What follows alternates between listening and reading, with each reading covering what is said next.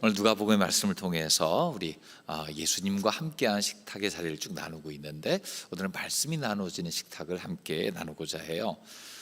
누구와 함께 식사를 하자 할 때 우리는 밥만 먹자는 사인으로 받아들이진 않습니다. 함께 삶을 나누고 교제하는 자리, 자연스러운 대화를 통해서 좀 거리를 좀 가까이 하고 싶다, 그런 의미가 그 안에 담겨 있는 거죠. 그래서 참 복 있는 교제가 나누어지는 식탁의 자리가 있은 이후에는요, 참 관계가 더 가까워질 뿐만 아니라 거기서 참 좋은 열매를 맺혀지는 그런 식탁도 있는 것을 보게 됩니다. 제 친구 중에 한 사람이 지금 옛날 얘기죠. 예전에 외판을 했던 친구가 있어요. 그 친구와 함께 교제를 나누다가 그 얘기를 하는 거예요. 자기가 꽤나 그 동네에선 잘 나갔다고. 요즘은 별로 없죠. 집집마다 방문 판매하는 경우 별로 없잖아요. 예전에는 화장품도 막 찾아와서 새 거 있으면 써보세요 그럼 판매하고 그랬던 적이 있었잖아요. 그 친구의 주 종목이 영어 카세트 테이프였습니다. 그게 방문해서 판매가 돼? 제가 물어봤는데 자기가 잘 팔았다는 거예요. 그러면서 자기가 그 경상도 쪽에서 그걸 팔다가 그 지역에서 최고의 판매고를 올린 적이 있다는 거예요. 어떻게 했는데 하니까 하는 말이 뭐냐면 이곳저곳 다니다가 남들 다 다니는 곳 다녀서는 이거를 매상을 올릴 수 없겠다 싶어가지고 남 안 가는 데가 어딘가 봤더니 그 친구가 그 경북 어디 살았었는데 그 김천 지역에 저기는 아무도 안 갔겠다 싶은 곳이 있더라는 거예요. 거기 어디냐면 그 음성 나환자촌 마을이었어요. 그러니까 나병에서 좀 낫고 나서, 그러니까 병을 옮기진 않는데 사람들이 가까이 하길 꺼려하는, 그분들이 양계장하고 많이 했거든요. 거기를 갔답니다. 들고서 가가지고 이제 방문해서 이제 판매하려고 하는데, 그분들이 자기는 좀 남들 꺼리고 그래도 자녀 교육에 관심이 많아가지고요, 저긴 되겠다고 가봤다는 거예요. 그런데 이 물건을 꺼내서 얘기하기도 전에 이 사람들이 뭘 하냐면 같이 뭘 먹자고 사과도 깎아주고 자꾸 뭘 주더래요. 그래가지고 이 친구가 좀 뚱뚱했거든요. 주니까 맛있게 다 잘 받아 먹었대요. 계란도 까먹고 사과도 먹고 다 먹었대요. 그랬더니 별말 하지도 않았는데 한 진씩 턱턱 사줬더라는 거예요. 그래서 이분들이 왜 이렇게 잘 사줄까 생각하다 보니까 나중에 깨달은 거예요. 음성 나환자촌 저분의 손단 것은 나도 닿기 싫어해서 아예 그 동네도 안 가는데, 이 친구 물건 가지고 가지고요 주는 대로 잘 먹으니까 감동을 받아가지고 우리 아이한테 필요하겠네 싶어가지고 한 진씩 다 사줘가지고 그때 최고의 판매고를 올렸다, 그 얘기를 하는 거예요. 그러면 하는 얘기가 뭐냐면 밥만 먹어줬는데 참 좋았다고 그때. 그러면서 제가 생각이 그겁니다. 밥 먹는 것은 그냥 밥 먹는 거 아니다. 그 사람과 함께 사귀고 나누고 당신을 인정한다는 표시이기도 하고, 이게 얼마나 복된 일이냐.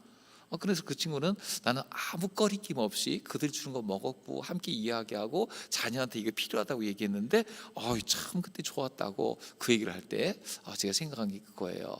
예수님도 함께 식사할 때 그랬겠다. 예수님이 꽤 존경받는 인물이었는데 세리와도 같이 밥 먹고, 문둥병 걸렸다 나은 사람도 밥 먹고, 예수님 밥 먹는 사람은 가리지 않았어요. 누구와도 함께 식사하고 나누고 그럴 수 있었잖아요.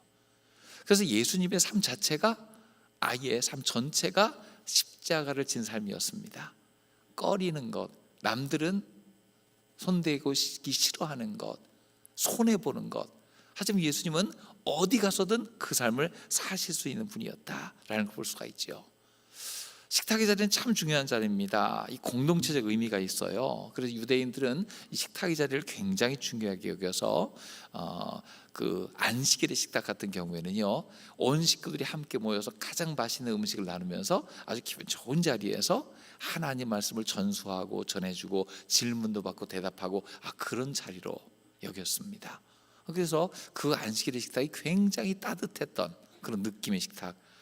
저도 그 처음에 그 성지순례 갔을 때에 그때 숙소에 나와갖고 이곳저곳 쏘다녔는데, 어떤 그 안식일이었어요. 그날 토요일 밤 어떤 가정이 이렇게 그 창문으로 보이는데 도란도란 모여갖고 함께 이야기 나누는 모습, 촛불 켜놓고 참 좋더라고요. 저렇게 신앙이 전수됐구나, 현장에서 보고 온 적도 있습니다. 참 중요한 자리였습니다. 오늘 이야기에 되는 누가복음 22장의 배경도 이 식탁의 자리에서 일어난 일이죠. 참 중요한 자리였어요. 그런데 이 자리를 먼저 누군가에 의해서 준비된 식탁이었던 것을 우리는 기억해야 됩니다. 누가복음 22장 14절을 보니까 때가 이르매 이렇게 나와 있죠. 이때는 유월절 때가 이르렀다는 거예요. 유월절 되면 식구들, 가장 가까운 사람들 함께 모여서 유월절 식탁을 맞이합니다. 그 유월절 식탁에는 그들의 역사 속에 담겨져 있죠. 어린 양의 고기가 있고, 또 발효되지 않은 빵이 있고, 함께 나눌 수 있는 포도주가 있고, 그러면서 함께 공동 식사를 하게 됩니다. 근데 이때는 예수님께서 공생의 마지막 유월절, 그때 예수님께서 사도들과 함께 앉아서 식사를 나누고자 하십니다. 26장 18절에 보면, 마태복음 26장 18절입니다. 이 자리는 어떤 자리였냐면요, 같이 읽어보겠습니다. 이르시되 성한 아무에게 가서 이르되 선생님 말씀이 내 때가 가까이 왔으니 내 제자들과 가까이 유월절을 내 집에서 지키겠다 하시더라 하시니, 내 때가 가까이 왔으니 제자들과 유월절을 내 집에서 지키겠다. 근데 그렇게 말씀했을 때에 그러시지요 라고 해서 자기 집을 아낌없이 내어드린 사람이 있었습니다. 준비된 사람이 있었고, 그가 식탁을 준비해 주었습니다. 나중에 이 장소를 마가의 다락방이었을 것이다, 그렇게 추측을 해요. 이 다락방 하면 2층에 있는 작은 방이 아니라 2층 방 전체를 얘기하는 큰 공간이거든요. 그러니까 자기 집에서도 가장 좋은 공간을 내어서 예수님과 제자들의 그 중요한 식탁을 마련해 준 사람이 있었다는 거예요. 참 그렇게 예수님이 언제든지 너의 공간을 쓰겠다 하실 때에 기쁨으로 내어드린 그 사람, 참 소중한 사람입니다. 우리 가운데서도 그런 이제 준비가 되었으면 좋겠어요. 주님께서 너희 집에 가고 싶다 할 때 어서 오세요, 쓰겠다 할 때 마음껏 쓰세요, 그렇게 준비된 사람이었으면 좋겠습니다. 항상 내 마음이 각박해서 나밖에 없고 내 식구밖에 없는 사람이 아니라 주님께서 말씀하실 때 여유 있게 공간을 내어드릴 수 있는 사람, 그래서 예수님께서 제자를 보내서 쓰겠다 하실 때도 기쁨으로 그를 볼 수 있는 그런 사람들, 그런 사람이 되어서 주님 앞에 귀하게 쓰임 받으시길 주의 이름으로 축원합니다. 참 그래서 이 식사를 제공한 사람이 참 귀하죠. 순종한 사람, 예비된 방, 정성껏 준비된 식사, 청지기로 준비된 사람입니다. 자, 그 자리에서 보면은요, 예수님께서 참 중요한 메시지를 하셔요. 22장 15절 16절 보면은요, 예수님 메시지가 나오죠. 같이 읽어보겠습니다. 이르시되 내가 고난을 받기 전에 너희와 함께 이 유월절 먹기를 원하고 원하였노라. 내가 너희에게 이르노니 이 유월절이 하나님의 나라에서 이루기까지 다시 먹지 아니하리라 하시고, 자, 고난 받기 전에 너희와 함께 유월절 먹기를 원하고 원하였노라. 예수님께서 고대하고 기다리고 이 자리에 이르기까지 준비하고 계셨다는 거예요. 제자들과 함께 이 식탁을 맞이하기를 기다리고 계셨다는 거예요. 의미 있는 자리이고 극적인 교훈, 마지막 메시지, 예수님 생애 전체를 통해서 보여주신 교훈을 요약하는 메시지가 들려지고 나누어지는 바로 그런 자리예요. 또 이 자리는 어떤 자리입니까? 하나님 나라에서 이 유월절이 이루어지기까지는 다시 먹지 않겠다. 그러니까 하나님 나라 이루기까지 계속해서 기억에 남을 너무나 중요한 자리였어요. 유월절은 과거 어떤 자리였습니까? 이스라엘 백성들이 애굽에서 종로로 타다가 그곳에서 해방되어 가지고요, 광야 생활하기 직전에 먹었던 바로 그 자리입니다. 그들의 과거의 종된 삶을 기억함과 동시에 주님과 함께 동행하는 새로운 삶으로 가는 그 길목에 있었던 중요한 예식입니다. 이 예식은 너무나 중요해요. 역사적으로 이스라엘 백성들이 노예 생활을 했지만 주님이 자유를 주셨다는 것을 상징하는 그런 상징이죠.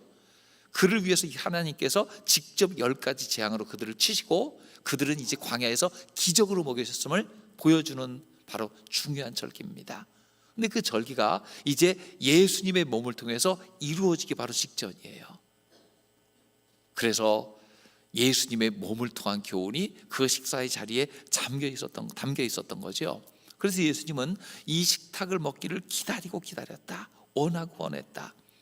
또 이 중요한 메시지는 너희에게 계속하여 남아 있어서 하나님 나라가 이루기까지는 더 이상 이런 식사는 없을 거다, 그렇게 말씀하셨단 말이에요.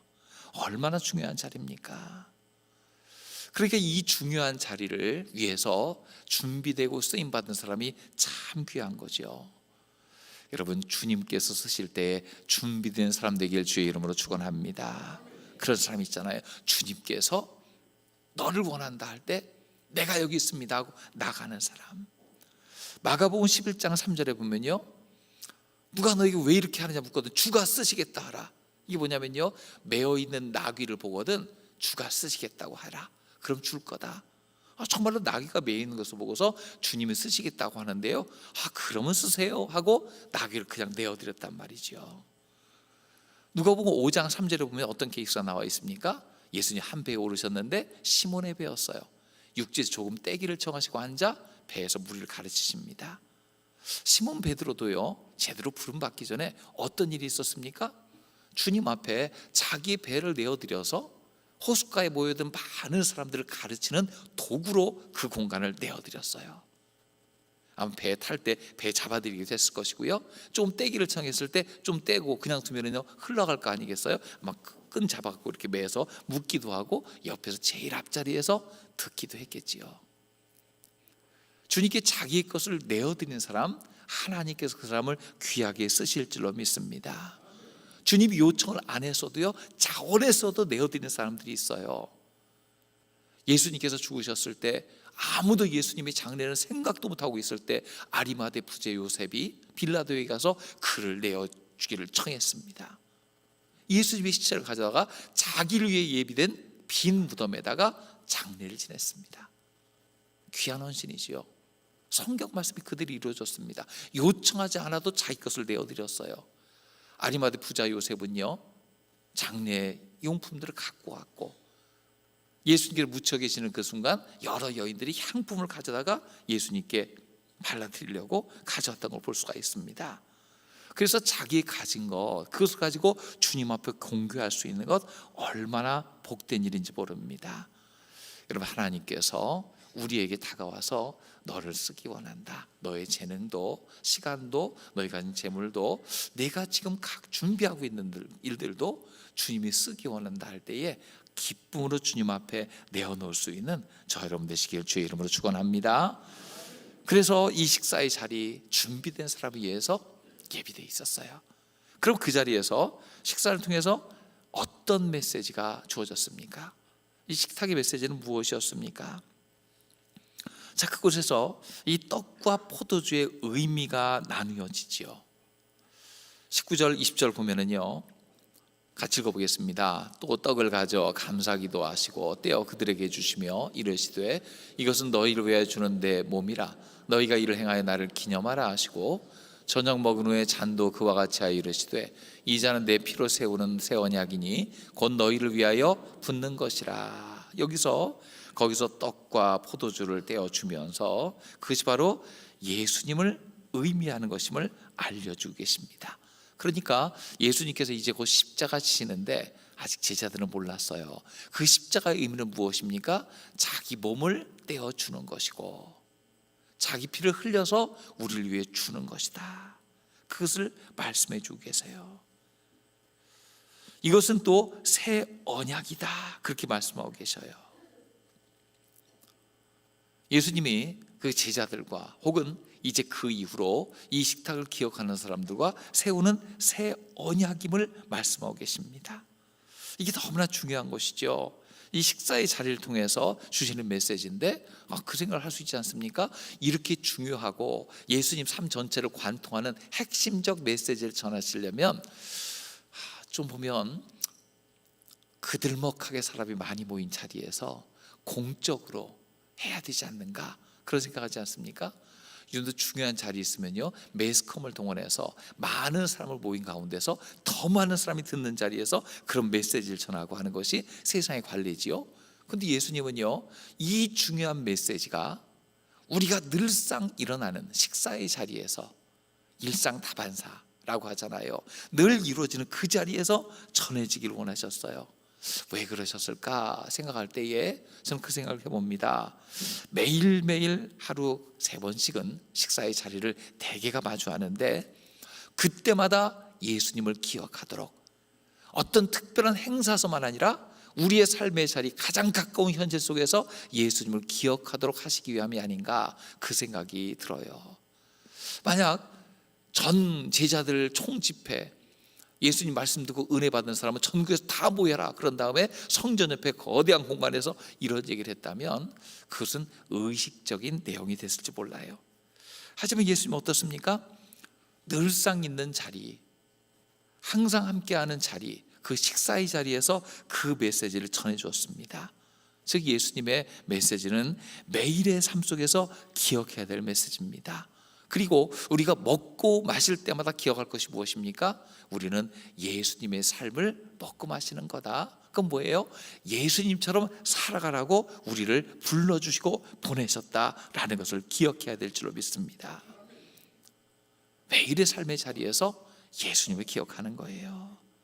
자, 19절에 보면요, 또 맨 뒤에 보면 이를 행하여 나를 기념하라 그렇게 말씀하셨잖아요. 예수님이 하신 일을 계속 기억해야 됩니다. 자, 보세요. 떡을 가져 감사기도 하시고 나중에 잔도 이와 같이 하여, 그러니까 떡을 주실 때도 잔을 주실 때도 하나님 앞에 감사기도 했다는 거예요. 지금 예수님은 십자가를 앞두고 있습니다. 고난을 앞두고 있어요. 그럼에도 예수님의 기도는 언제나 감사하는 것이었습니다. 탄원과 탄식이 아니라 감사하는 것이었습니다. 우리도 매일의 삶 속에서 당장 뒤 이루어질 일이 두렵고 떨리는 일이라 할지라도 하나님 앞에 감사로 제사하는 저 여러분 되시길 주의 이름으로 축원합니다. 예수님은 식사 자리에서 나를 섬겨라, 나에게 가져오라 한 것이 아니라 예수님이 떼어주시고 나눠주셨어요. 예수님께 직접 그들을 섬겨주신 줄로 믿습니다. 그래서 이 식사의 자리를 기억할 때마다 그들은 기억했을 거예요. 예수님이 이 식사의 자리에서 너무나 일상적인 자리에서, 하지만 마지막 먹는 그 자리에서 우리 기억에 남는, 아니 잊을 수 없는 메시지를 우리에게 전해주셨구나. 그것은 무엇이었습니까? 바로 새 언약을 맺어주셨어요. 과거 옛 언약과 새 언약이 어떻게 다릅니까? 옛 언약은요, 돌비에 새겨진 것, 십계명이죠. 혹은 글자로 쓰여진 것이에요. 새 언약은 무엇입니까? 이 식사의 자리에서처럼 우리 마음의 비, 육의 신비에 세워진 것, 마음의 비석에 새겨진 거예요. 보여주셨거든요. 또 옛 언약은 어떻습니까? 하나님과 이스라엘 백성 사이에 맺어진 거예요. 새 언약은요, 이제 하나님과 예수님께서 나의 주 위에 죽으시고 다시 사심을 믿는 믿음의 백성들 사이에서 세워진 것인 줄로 믿습니다. 민족을 초월해서 예수 믿는 사람은 이 언약 가운데 속하게 되는 거죠. 옛 언약은요, 짐승의 피가 사용됐다면 새 언약은요, 하나님의 아들의 피가 사용된 줄로 믿습니다. 옛 언약이 율법을 행함으로 말미암아 의로운 데 가까워지는 바로 그런 방법이었다면 이 새 언약은 어떻습니까? 예수의 피를 믿음으로 말미암아 완전한 의를 이루는 구원에 이르는 길이 열렸음을 믿습니다.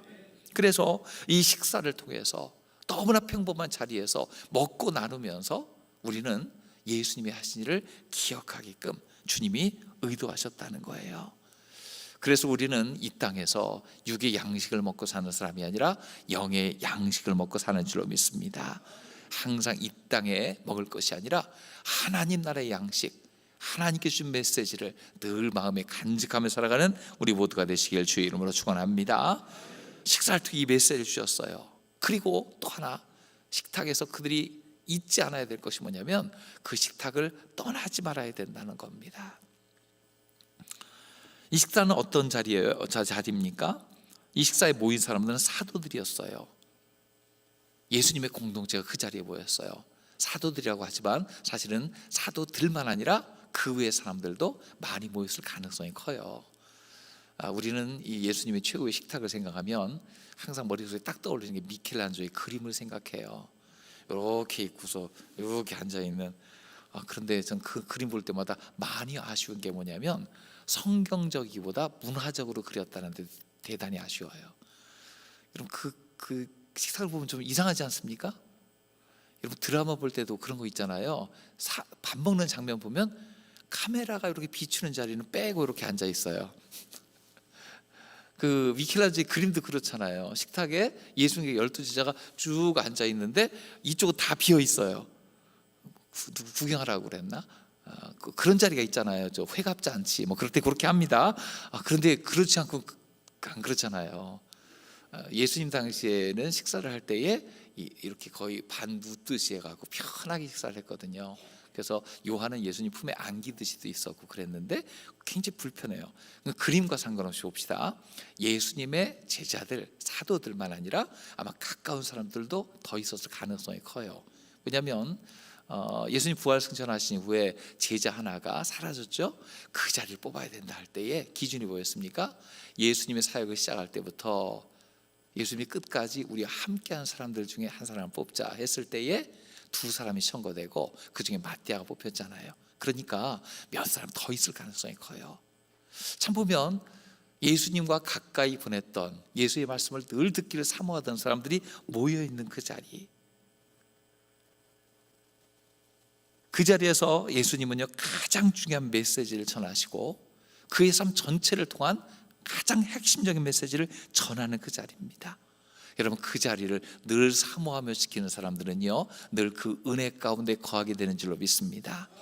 우리에게도 수많은 모임이 있고 수많은 자리가 있지만 정말로 꼭 가야 될 자리가 어떤 자리냐면요, 하나님 말씀이 전해지는 자리, 주님의 은혜가 선포되는 자리, 하나님의 능력이 나타나는 자리, 여러분 그 자리를 사모하여 늘 가까이 하시길 주의 이름으로 축원합니다. 예배드리는 곳, 기도하는 자리, 말씀이 나눠지는 곳, 말씀을 중심으로 교제하는 그 자리가 우리에게 얼마나 소중한지 몰라요. 여러분 일생에서 가장 중요한 자리는 예배드리는 곳인 줄로 믿습니다. 그곳에 하나님 말씀이 있잖아요. 회식의 자리 뭐 이런 데 가기 좋아하고 맛있는 거 먹으러 가는 것도 좋아하지만 무엇보다 중요한 것, 주님이 함께 하시는 자리가 최고의 자리인 줄로 믿습니다. 식탁에서 이렇게 귀한 교제를 나눴죠. 그런데 참 중요한 게 뭐냐면요, 그 중요한 메시지, 일생 전체, 예수님 공생의 전체를 함축한 예수님이 자기 몸으로서 그 자리에, 죽음의 자리에 가는 의미를 가르치는 그 자리, 그것만 가르치기도 너무나 부족한 자리였을 텐데 그 자리에서 다른 마음을 품고 있는 자가 있었어요.